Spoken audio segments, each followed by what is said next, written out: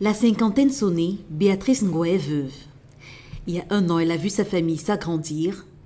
4 nouveaux membres des enfants arrivés d'un coup et pas à la faveur d'une naissance. 2 come of Southwest, 2 come of Northwest. The other father have died. The other one is living in Douala here, just working like that. She's doing nothing. So it's only me that I'm working here, help myself, help the children. They are living as an orphan. But where 1, 2 have fathers. So it's only me like this, where you are seeing like this. It's only me. Avec une dizaine d'enfants désormais à sa charge, c'est dans cet espace qui lui sert de cuisine que maman Béatrice tire les revenus qui lui permettent de subvenir aux besoins de sa famille. Ici, elle concocte tous les jours des plats qu'elle propose aux employés des entreprises installées à Bonabéry. As you see me here, is what I'm doing to bring up the children. Even fire take one side of that place like that. Because last time when you come, there was something there. But fire just come and burn everything down. I have nothing. As you see, this is me all here. I cook this waterful, I cook rice, beans, arrow, aju, all that one day. I cook and sell before I manage with the children. Reach today, nobody help me. Nobody help me. It's only here I manage to help myself and the children. Situé dans le 4e arrondissement de la ville de Douala, voici le visage du bloc 7 du quartier Besseke qui accueille la famille Ngoa et d'autres déplacés du nord-ouest et du sud-ouest. En plus des près de 300 personnes qui, selon le chef de bloc, le sieur Egbe, sont installés ici depuis toujours. Un quartier difficile d'accès, de par les marécages et autres marques d'eau qui surplombent les pistes servant de route.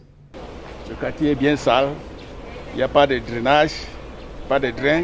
Et pourtant, c'est ici qu'on avait entassé tous les préfabriqués des matériaux de construction des drains.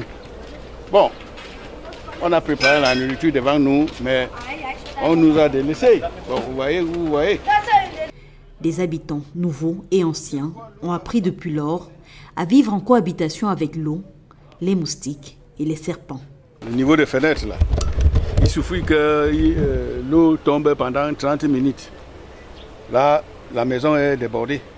Les chambres sont débordées. Il y a trop de moustiques ces derniers temps-là. Il y a trop de moustiques dans notre quartier. Et nous en déplorons énormément parce que ces moustiques, ils nous nuisent au quotidien et ils nous donnent de temps en temps de maladies. Because we too suffer, mosquito, water, road, we no get road safe for pass enter when rain, especially day when rain don't just fall.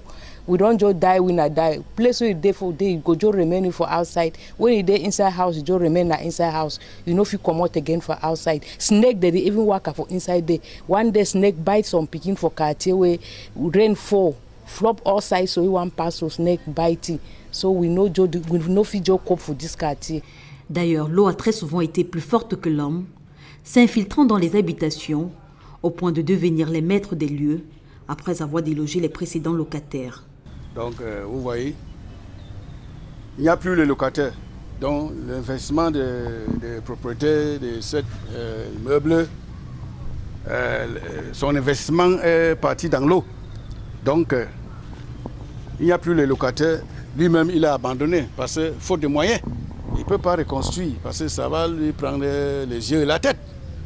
Construire dans un tel contexte, ce n'est pas une chose facile. Constitué d'une population en partie jeune, les habitants de ce quartier mènent chaque semaine des activités visant à assainir un tant soit peu leur environnement. Les jeunes se barrent à leur niveau avec les travaux de caniveau que vous voyez. C'est juste qu'il y a un peu de paresse par rapport aux certains parents qui n'envoient pas les enfants. Raison pour laquelle on a fait une marche au quartier dimanche, chaque porte, en demandant aux parents d'envoyer les jeunes dimanche matin quand il y a les travaux. Même les parents doivent sortir pendant les investissements humains à laquelle ils ne sortent plus. Malheureusement, le résultat ne saute pas aux yeux. Les eaux étant plus fortes, même ce pont construit pour faciliter leur évacuation a très vite été dépassé. Et on est sur le pont qui a été construit par la Maxi pour s'occuper de l'eau qui sort des blocs environnants. Vous voyez, le constat est clair. Ce pont est censé prendre toute l'eau qui vient du bloc environnant. Mais le pont est tellement là en bas, c'est déjà bourré avec les déchets. Et à chaque fois qu'on organise l'investissement humain, vous voyez ce qu'on sort en bas jusqu'à là. Parce que ce pont n'a pas la largeur et la hauteur qu'il fallait. Le pont est à refaire. Parce que à chaque fois qu'il y a la saison de pluie, le bloc environnant souffre d'inondations. Des déchets pas toujours rejetés par les foyers, car entourés de part et d'autre d'entreprises de production, les habitants se plaignent de ce que leur quartier aurait parfois servi de dépotoir pour les déchets industriels. Il y a une société de fonderie qui se trouve derrière ici, dans la zone industrielle de la Marzi. Et puis un temps, ils ont commencé à déverser les produits, le déchet de leurs produits. Comme vous voyez, ça c'est des blocs de métaux fondés et ça c'est le déchet. Je leur ai fait savoir que ces produits-là, le déchet-là contient des produits toxiques qui attaquent le sol, le nappe phréatique, puisque là où nous sommes là, il y a l'eau en bas. Quelqu'un peut, aujourd'hui même, tout faire une pile d'eau ici, ça sort une couleur comme l'huile de palme. Alors, c'est à cause des choses comme ça qui sont très nocives. C'est donc dans cette précarité que vivent à Besséké les habitants partis du nord-ouest et du sud-ouest pour un meilleur être à Douala. La population pousse la recherche des endroits habitables plus loin, jusque dans les marécages, et empêchant même parfois aux eaux de ruissellement d'atteindre les drains. Parce qu'ils sont en train de faire des barrières et au lieu que l'eau ruisselle, l'eau va à la stagne et remonte donc pendant les périodes de pluie.